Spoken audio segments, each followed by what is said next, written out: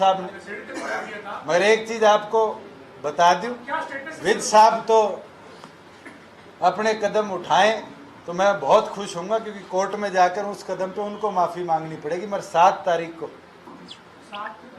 7 जुलाई को हिसार की कोर्ट में मेरी ओर से डेफर्मेशन का मुकदमा मैं फाइल करूं। नहीं देखिए, वो करेंगे तो उनको अधिकार है, वो करें और हम उसका जवाब देंगे।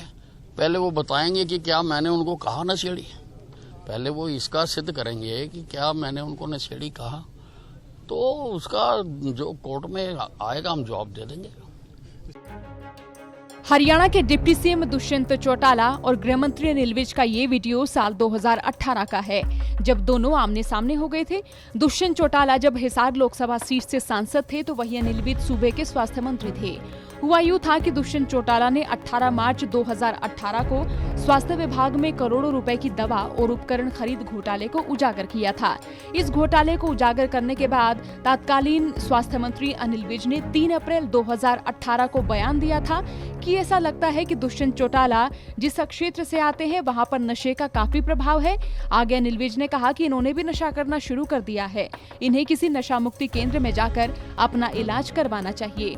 अनिल विज की इसी टिप्पणी से दुष्यंत चौटाला नाराज हुए थे और इसे आपत्तिजनक करार दिया था। उस वक्त दुष्यंत चौटाला ने कहा कि उन्होंने लोकतांत्रिक ढंग से स्वास्थ्य विभाग में गड़बड़ी की पोल खोली, तो अनिल विज बौखलाहट में आ गए। दुष्यंत चौटाला ने मांग की थी कि अनिल विज इस बयान को न केवल वापस ले बल्कि इसके लिए बिना शर्त उनसे माफी मांगे। अनिल विज की इस टिप्पणी पर उस समय हरियाणा के सियासी गलियारों में काफी उठापटक हुई थी, जिसके बाद दुष्यंत चौटाला ने 7 जुलाई 2018 को अनिल विज के खिलाफ हिसार की कोर्ट में मानहानि का केस दर्ज कराया था।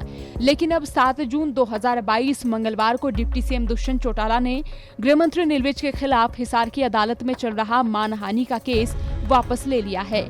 3 साल 11 महीने बाद अब ये केस वापस लिया गया है।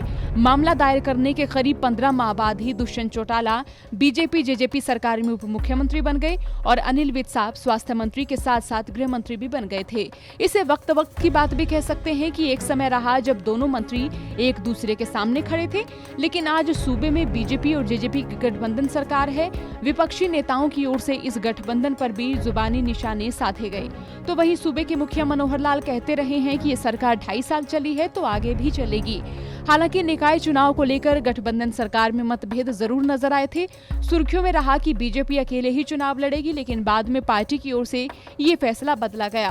अब इसे वक्त की नजाकत देखते हुए लिया गया फैसला कहा जाए या फिर राज्य खुशी माहौल के लिए किया गया समझौता। आपका क्या कहना है, राय रखें। ब्यूरो रिपोर्ट, हरियाणा तक।